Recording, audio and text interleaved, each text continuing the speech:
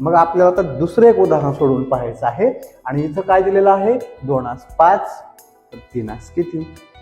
मग आपल्याला इथे आपल्याला संबंध शोधावा लागेल 2चा संबंध 5शी कसा आहे. इथं आपल्याला एक लक्षात येऊन जाईल 2चा वर्ग काय असेल 2चा वर्ग